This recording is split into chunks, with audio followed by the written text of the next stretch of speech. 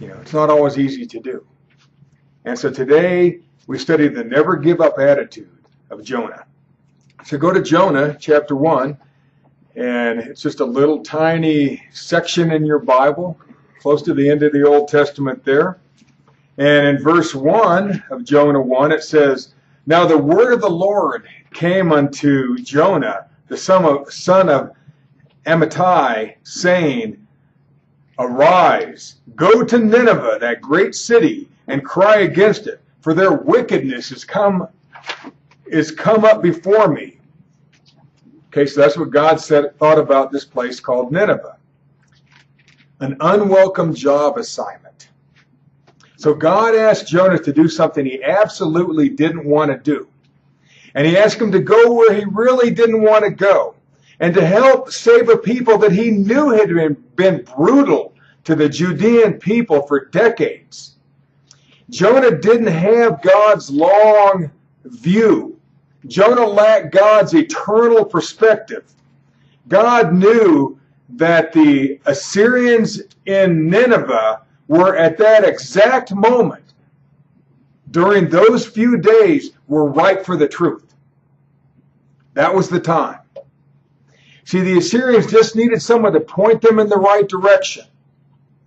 It was now or never for these people to experience a level of love and light that had been absent from their culture for many years.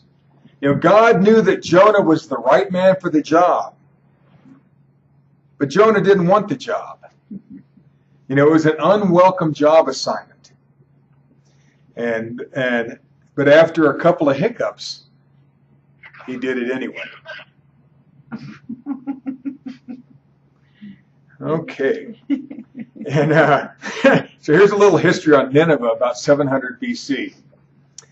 And the Assyrians from Nineveh were mortal enemies of Israel, as well as just about everyone else in that region of the world. And they were known for viciously hunting down, attacking, and dismembering their enemies. They would stack the heads, the severed heads of their enemies, in huge columns in town.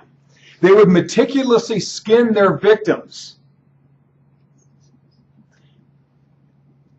And they would put them on the walls and the columns of their city like a hunter might put a buffalo hide. That's Assyrians. That's people from Nineveh. They were as brutal as they were powerful. And Jonah was well aware of this, and he had no desire to go to Nineveh and to deal with these cruel and unusual Assyrians. Mission rejected. Verse 3. See, God asked Jonah to go to Nineveh, but Jonah rose up to flee to Tarshish from the presence of the Lord and went down to Joppa. And he found a ship going to Tarshish, so he paid the fare thereof and went down into it. He went low into the sides of the ship to go with them unto Tarshish from the presence of the Lord. See, God asked him to head 400 miles inland, northeast to Nineveh, but Jonah heads due west. And this is the total opposite direction. And in the coastal city of Joppa, he books passage to head as far from Nineveh as a man can go. And in verse 2, God asked Jonah to rise and go, but in verse 3, he rose to flee. Mission rejected. The ships of Tarshish. Many historians say that Tarshish was an active seaport in what is now known as southwestern Spain. And this is totally the other side of the Mediterranean Sea from Israel. It's as far as one could go. And the ships of Tarshish were some of the largest seaworthy merchant ships of the day. And a ship of Tarshish was a style of ship. It wasn't necessarily where they were built. And Solomon, the wise king of Israel, used these types of ships to bring back the wealth of the world to Israel. In 2 Chronicles, don't turn there, chapter 9, verse 21 from the Message, it says, the king's ships, manned by Hiram's sailors, made a round trip to Tarshish every 3 years, returning with a cargo of gold, silver, ivory, apes, and peacocks. And verse 13 of that same chapter said that Solomon acquired 25 tons of gold each year, which part of which was carried on these ships. 25 tons of gold is what he put into the coffers of Israel every year. To book passage on a ship of Tarshish was a ticket to the edge of the known world. It would be almost as rare as getting a ride on a spacecraft and visiting the space station. It was rare what he was doing. Riding the storm out. Verse 4. But the Lord sent out a great wind into the sea, and there was a mighty tempest in the sea, so that the ship was like to be broken. And the mariners were afraid, and cried every man unto his God, the God of his choice, and cast forth wares that were in the ship into the sea, to lighten it of them. Because the ship was beginning to sink. These were open sea vessels. They didn't have decks. They didn't have bilge pumps.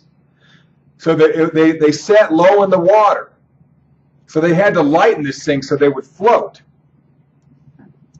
But Jonah was gone down into the sides of the ship. They probably didn't have a deck, but he was down low, and he lay, and he was fast asleep. Seems strange. See, these seasoned sailors were freaking out. They were calling out to their favorite god of the day. They lightened the ship by tossing out the cargo overboard. There went their profits. There went their pay. Lighten your load and live. About 700 years later, Jesus Christ also slept on board a ship that was storm-tossed. Jonah sleeps to avoid reality. Jesus sleeps to refuel his reality. See, Jesus kept on task while Jonah avoided his. Here's a quote. The fishermen know that the sea is dangerous and the storm terrible, but they've never found these dangers sufficient reason for remaining ashore. Vincent van Gogh. Ride out your storm. Ride out your storm. The cause of the problem. Verse 6. So the shipmaster came to him and said unto him, What meanest thou, O sleeper? Arise and call upon thy God, if so be that God will think upon us that we perish not. And they said, every one to his fellow. That's every sailor saying to his friend, the person next to him, Come, let us cast lots, that we may know for whose cause this evil is upon us. So they cast lots. They voted, and the lot fell on Jonah. See, the types of ships in that day and time, 700 BC, were what we would call galleys. And these ships could be propelled by a sail, usually a single sail, but usually they were propelled by rowing men. And some ships could even have 100 rowers on board. So that's how these things moved. So there's a lot of people chatting, a lot of people voting. And they saw this guy sleeping. But they all knew why. And all the sailors, all the rowers, all the workers on board voted that Jonah had to be the cause of their problems. Isn't that what people do? They want to blame somebody else. You know, even the captain thought that Jonah was handling himself a little bit too cavalier. You see. And he personally went to go see him. In that we're usually the cause of our own problems, it's good to know that God always has a solution. convincing yourself. Verse 8. And they said unto him, Tell us, we pray thee, for whose cause this evil is upon us. What is thine occupation? And whence comest thou?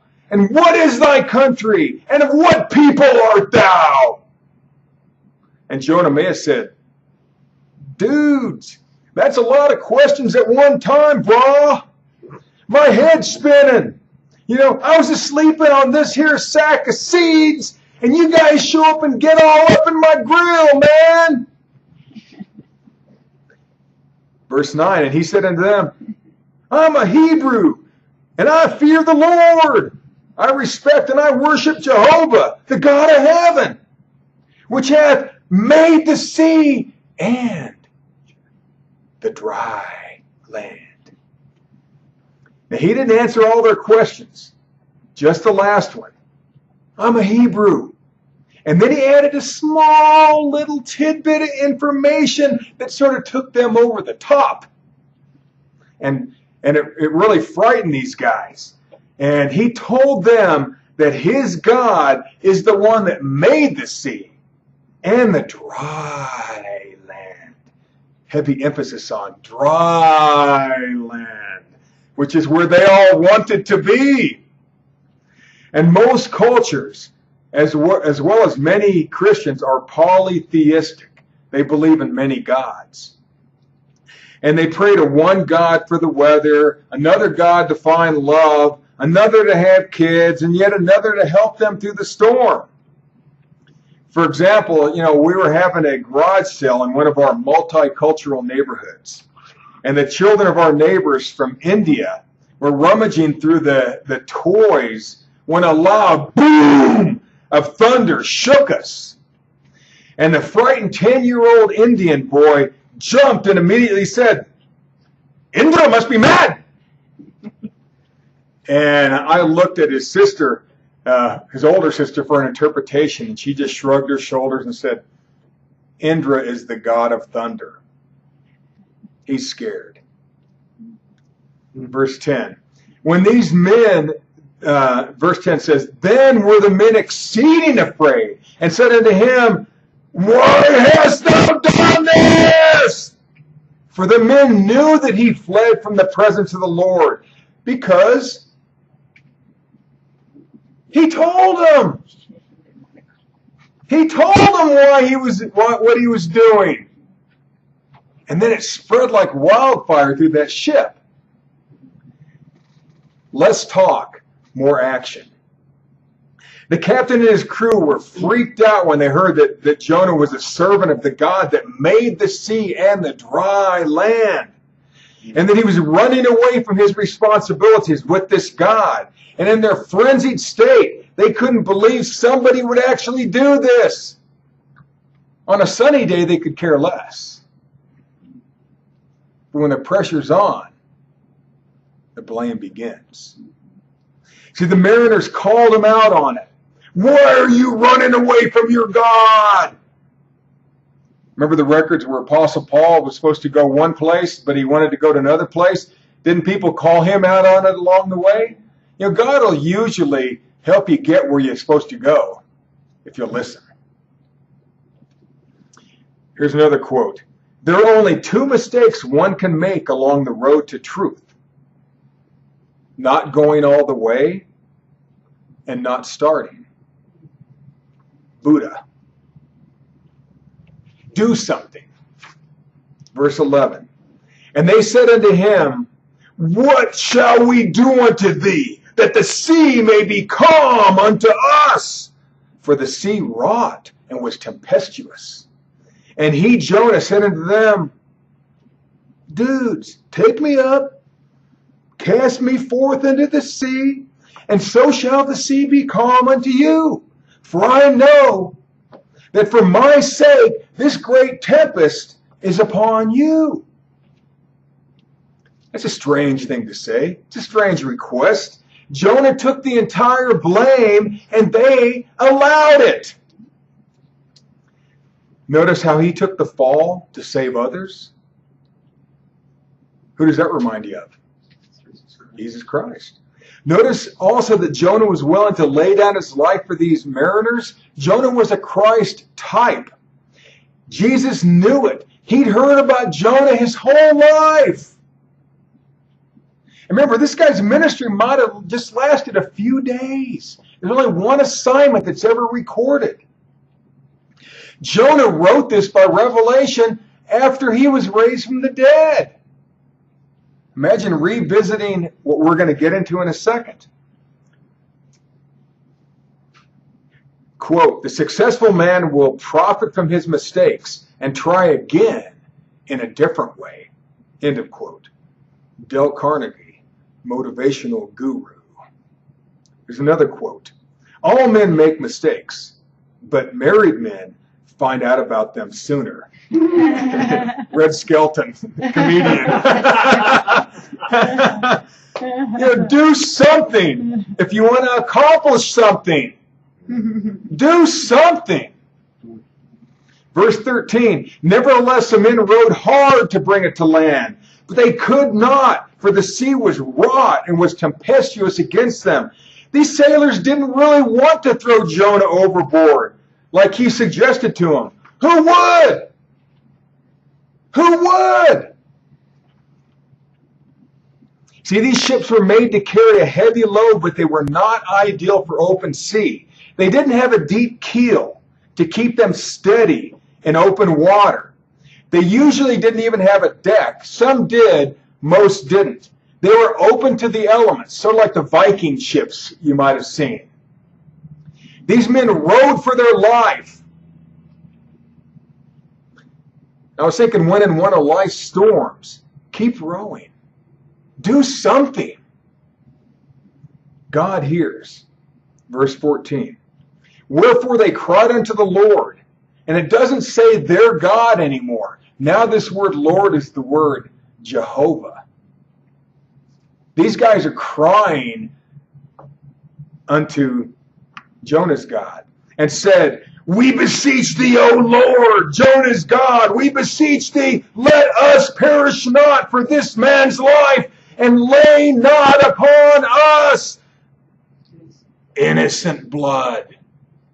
For thou, O Lord, Jehovah, the God of Jonah, hast done as it pleased thee." These guys were silly scared, even to the point of screaming out prayers to someone else's God, the God of Jonah. Now, when it thunders, I'm not going to call out to Indra. You see? But these guys called to somebody else's God, one they didn't even know. In their minds, if one God doesn't work, try another. And we've all heard the prayers of desperate men. "I promise you, Lord, if you get me out of this mess, I will be a good boy from now on. Or a good girl." You know, I call them jailhouse prayers. And once someone told me that there are no atheists during a firefight in combat. Everybody's crying out to some God. When your life's on the line, there's was. Did you know that God hears everyone's prayers? He hears every prayer on earth, every day, every minute, every culture, every religion. God hears it all. He can't help it. Why? He inhabits eternity. He's everywhere present. He fills all things. He's in everybody. Never hopeless. See, the term innocent blood is interesting.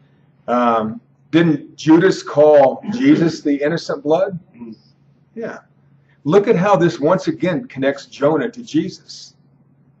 Imagine all the stuff triggering in his mind as he's going through things, Jesus, later on.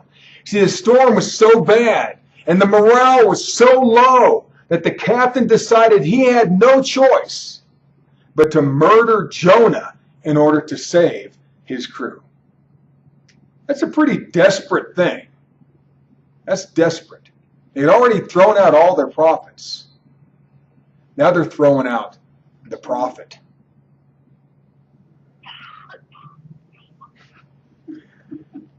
Verse 15. So they took up Jonah and cast him forth into the sea, and the sea ceased from her raging. That's amazing. Everyone's dripping wet and scared silly. They picked up Jonah, tossed him overboard into the raging sea, and he just let him do it. We're going to see that Jonah still had hope. Jonah still had hope. A shred of hope. And as he hit the water, Jonah may have wondered if he was finished, but his survival instinct kicked in, and he looked for a way to survive, just like any of us would do. You hit that water. I once read a book called Into Thin Air, and it's about a deadly failed attempt to summit Mount Everest. And a storm hit while they were in their final pre-summit camp. And temperatures plummeted well below zero, and the wind whipped wildly. And one man was so badly frozen, basically his whole body was frozen, that the team just set him into an open tent and left him there to die. It was every man for themselves. The pressure was on. This frozen man, instead of giving up mentally, he pictured himself back with his loving family in Texas, and he held on to this image, and he didn't let any fear, any thoughts interrupt those thoughts. Frigid hours later, hope almost gone, he heard someone slowly trudging by, one step, one step, one step. He dug deep within himself and found just a shred of energy left, and he crawled out of that tent. He stood up and he forced himself to catch up to this guy. And he grabbed onto the man's backpack strap with a bare hand, a frozen bare hand, and he never let go. This man lived because he loved. You know, we live because we love. The image of his family kept him alive. What keeps you alive? What keeps you going when the pressure's on? We're going to see what kept Jonah alive, or got him to become alive. See, the second Jonah entered the water, the storm stopped, and this must have blown him away, him and them. How crazy would that be? It would take a lot of guts to actually throw an innocent man overboard with only his promise of the storm stopping. Nothing else is working. See, Jonah's only crime is that he chose not to serve his God by helping the people of Nineveh. Again, so many similarities with him and Jesus Christ. Mark 6 talks about the storm stopped when Jesus entered the boat, after walking on the water to help those disciples. And here the storm stops when Jonah exits the boat and enters the water. So many similarities and opposites. And, but both held on to a shred of hope. See, God always has a plan B for us. Verse 16, the men feared the Lord of Jonah exceedingly and offered sacrifice unto the Lord and made vows. A guy tells you that if you kill him, you will be saved. So you throw him overboard and you're saved. That's crazy. How would you feel? These mariners made vows to God, to the God of Jonah, while Jonah broke his vows to God. Imagine how much better the world would be if we each responded to our individual calling and acted on it. See, these sailors literally believed the words of Jonah and acted on them. Nothing else was working. How many times have we been called out or I should say, how many times have we called out to God when we thought things just can't get any worse? Isn't that when usually people finally go to God? How many times have we promised God something if he would just help us out of our horrible situation? See, no matter what mess we get ourselves thrust into, God always has a contingency plan. God always has plan B already prepared for us. Here's plan B. Verse 17. And the Lord had prepared a great fish to swallow up Jonah. And Jonah was in the belly of the fish 3 days and 3 nights. Now, I'm not talking about the cartoon version of Pinocchio and Geppetto, who were swallowed by that whale and somehow remained alive inside. And in the cartoons, they sat on chairs around a candle-lit table, in that whale's belly. In reality, Jonah was swallowed, he drowned, and he died. Those 3 days and 3 nights sound a lot like the burial time frame of you-know-who? Jesus Christ. Matthew 12:40 says, as Jonas was 3 days and 3 nights in the whale's belly, so shall the Son of Man be 3 days and 3 nights in the heart of the earth. You think Jesus Christ knew that verse? Oh, yeah. You think he knew he was getting up? Yes. I'm going to show you that Jonah knew he was getting up. Jonah was in the belly of that sea creature for 3 days and 3 nights. Jesus in the belly of the earth 3 days and 3 nights. Jesus used Jonah as a reference. Jesus compared himself to Jonah.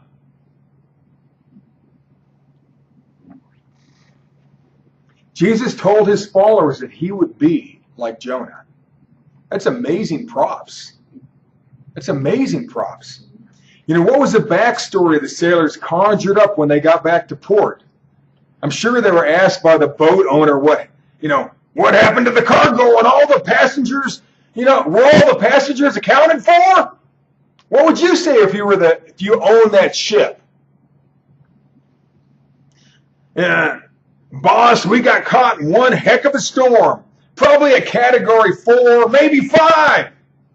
And we had to lighten the load by throwing the cargo overboard. Sorry, boss. But we saved the ship.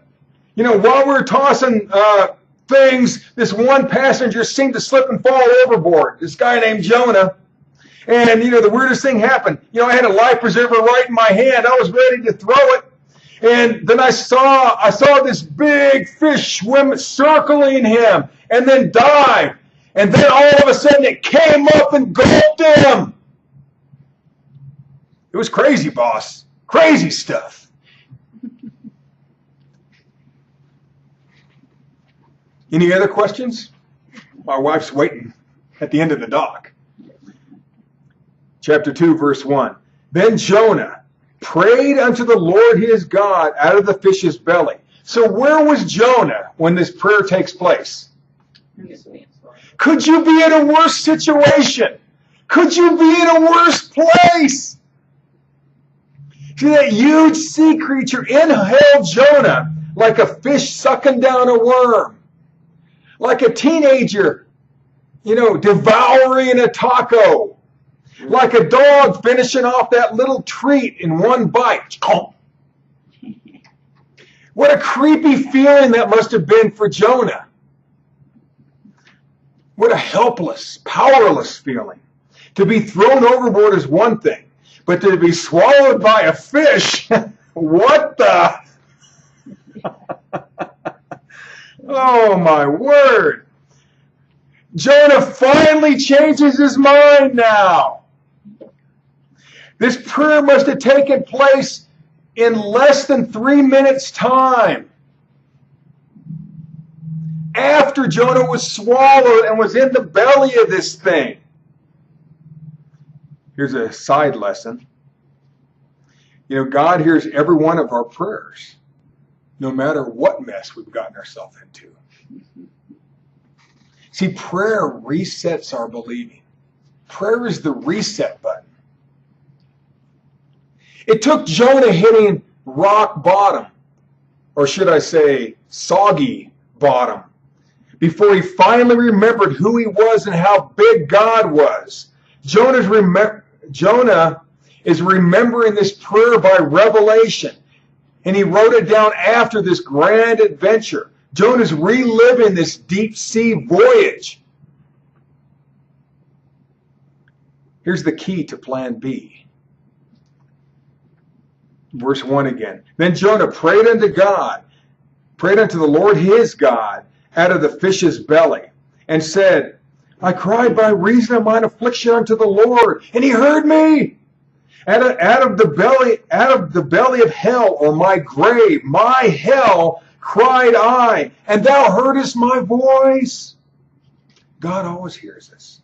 For thou hast cast me into the deep, in the midst of the seas, and the floods compassed me about, and all thy billows and all thy waves passed over me. Then I said, I'm cast out of thy sight. I really blew it this time. I really blew it this time. Yet I will look again toward thy holy temple. See, from the depth of this man's heart and from the depth of the sea, Jonah finally pictures himself alive and serving. He sees himself taking a stand for God. Jonah may have been in the wet, dark, cold, seaweed-encrusted belly of a huge fish or whale, but the lights were now turned on in his heart. Action is the key to unlocking Plan B and Plan A. See, the only action he could take was prayer welded to an image, to the reality that he was going to live. Do something to help yourself. Great deliverance is always available to anyone who acts on what they believe. See the key. Verse 5. Waters compassed me about, even to the soul. And the Amplified Bible says, to the extinction of my soul. To my lights going out. And the depth closed me round about. The weeds were wrapped around my head. What an eerie feeling. What a mind picture. Swallowed whole, crammed in the tight belly of a huge sea creature. And every time you move, more sea junk wraps around your neck and face. And you can't raise or move your arms enough to get it off of there. What good would it do anyway? Seaweed wrapped, suffocating, drowning, yet still praying for deliverance. This is an example, guys and girls. You think Jesus learned something from this? Yeah. You think we can learn something from this? Remember how Jesus prayed for others and even sang a song of deliverance that he learned from his childhood, Psalm 22, when he was hanging on that thing? Beaten to a pulp. He knew he was about to die alone. But Jesus still had hope. He still had joy. He knew he was going to be raised from the dead. Jonah knew he was going to be raised too. Hebrews 12:2, don't turn there, but it says, who for the joy, the calm delight that was set before him in plain sight, he endured the cross, despising the shame, and is set down at the right hand of God. This word despising the shame is mind-blowing, and it means holding a better image in mind. It's not, oh, I hate this, I hate this. It's I want this. Picture what you want, folks. Picture where you want to go. Stop looking at what you didn't do and look at what you want. It's just a law. It works. It worked for Jonah. It worked for Jesus. It works for you. You know, Jesus was in incredible pain moments before dying, surrounded by haters, but the crystal clear mind picture he had of himself was cool, calm, glorious, and free. Jonah had a similar mental strength to Jesus. He saw He was free because he saw the key. He did something. Did something. Do something to get out of your situation, to better your situation. Need more money, need better help? Those are the two biggest prayers on earth. Do something. God always detects our distress signal. Verse 6, I went down to the bottoms of the mountains. The earth with her bars was about me forever. Yet thou hast brought up my life from corruption, O Lord my God, when my soul fainted within me. And the Amplified Bible adds, crushing me. Because a whale, its rib cage and lungs collapse when it goes deep, after about 300 feet. And it would have just crushed anything inside. They can stay down 85 minutes on one breath. Isn't that nutty?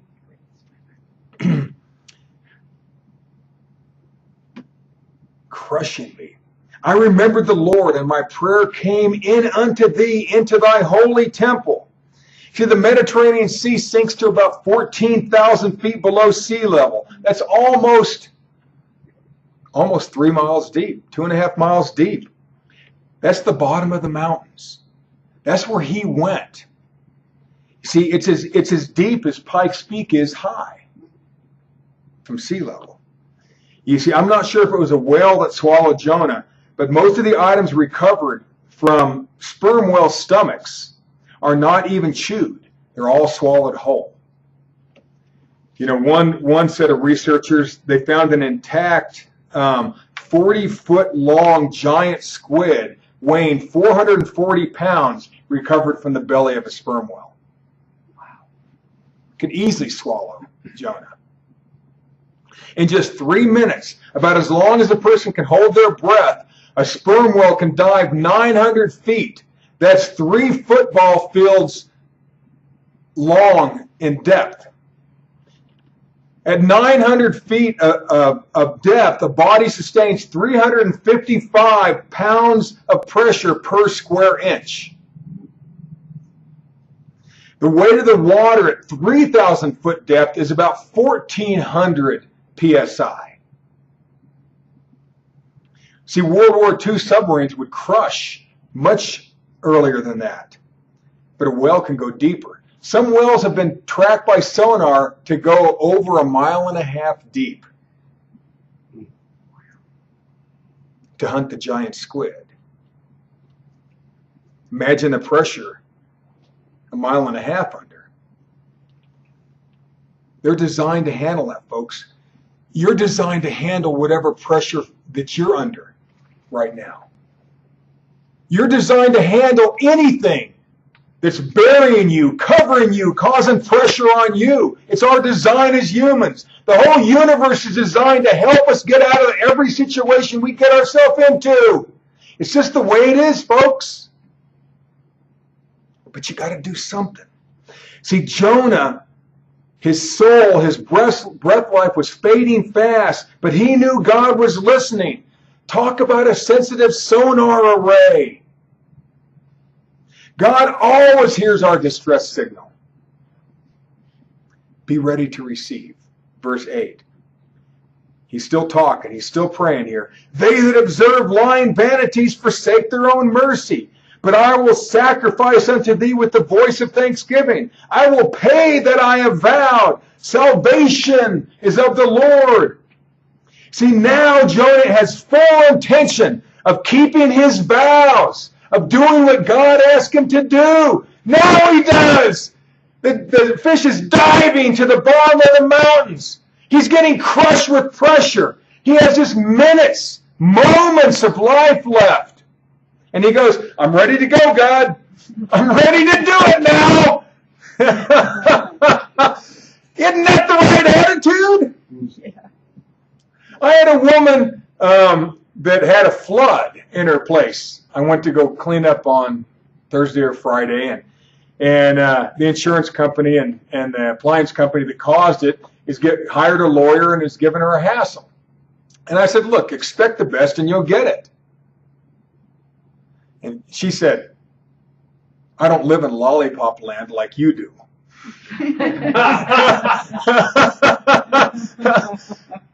If this is lollipop land, I like it. Jonah, was that lollipop land? This is the way a human's designed to think.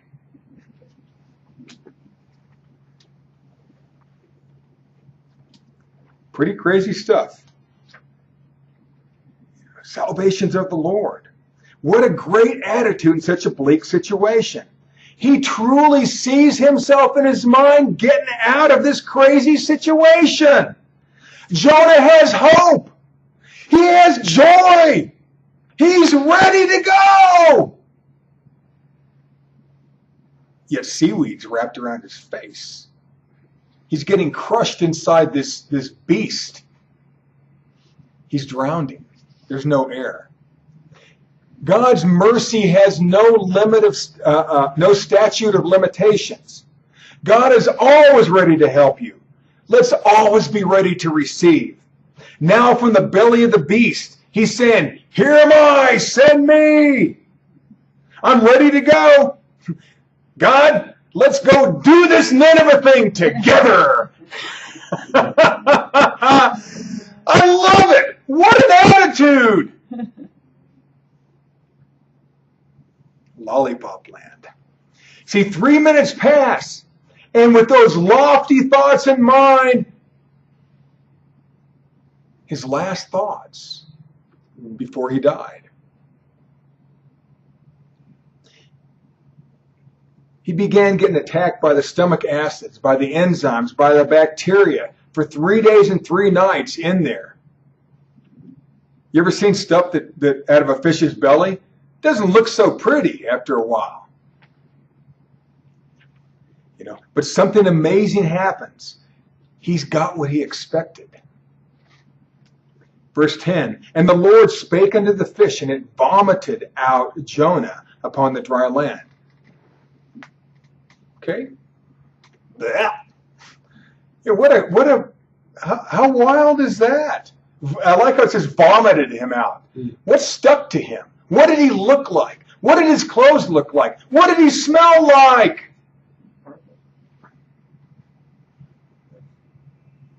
He had spent a full 72 lifeless hours in the belly of a fleshy submarine, only to be torpedoed out of that fish onto dry land. Or well, talk about a new start. Talk about a new start. Don't you think you deserve one?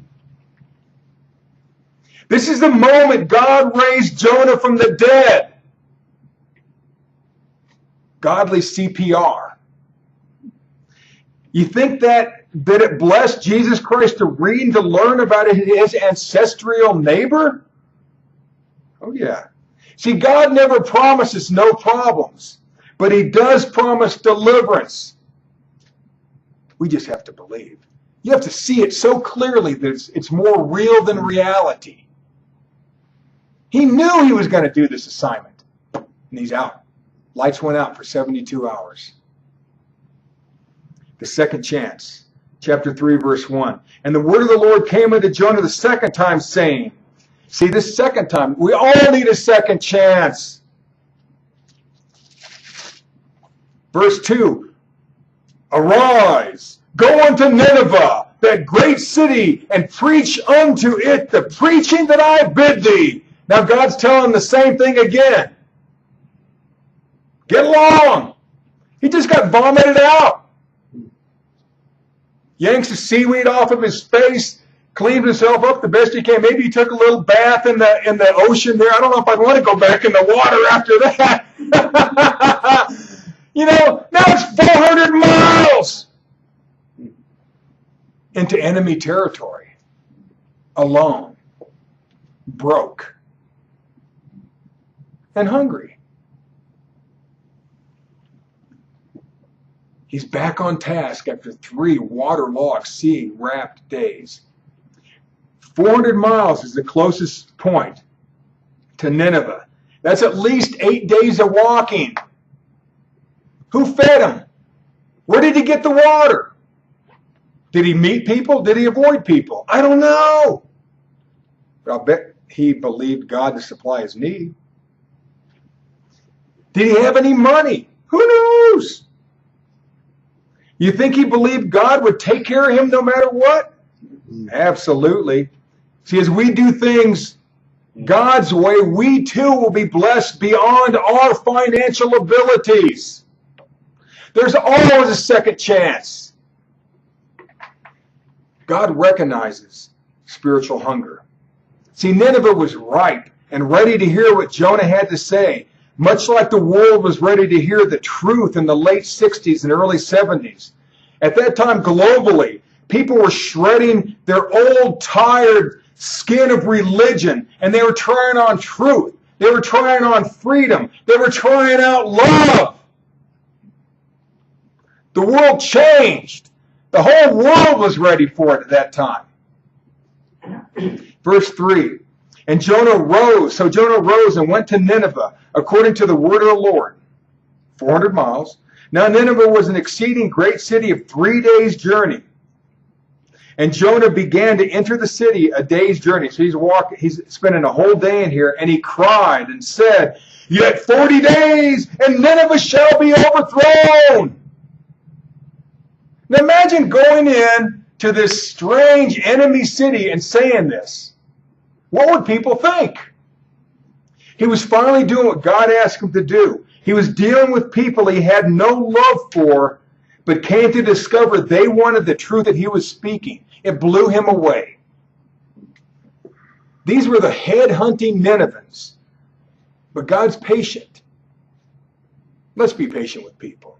Verse 5, so the people of Nineveh believed God and proclaimed a fast and put on sackcloth from the greatest of them even to the least of them. They responded to the word. They literally and actually believed Jonah, just like the mariners did when they threw him overboard. See, the word we speak will locate and bring to the surface the tender hearts of our communities.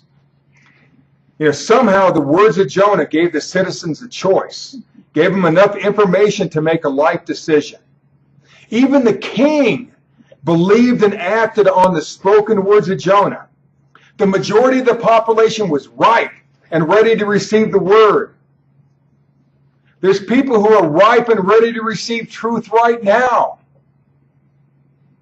See, God recognizes spiritual hunger. Let's help him reach people. Be the key. Be the key.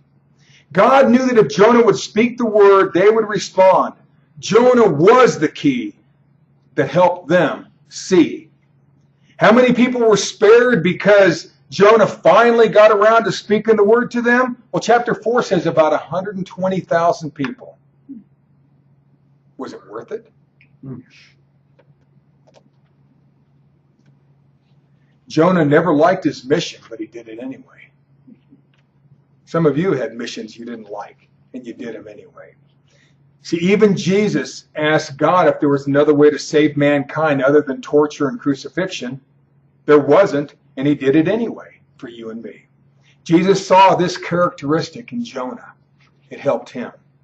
So convinced was Jonah that he would carry out the job God asked, even death could not hold him. Even death could not keep him from his commitment. It's crazy. Remind you of anyone? Yeah. See, as we firmly and clearly focus our believing on what we want, we too will have the chance to do what God has called us to do.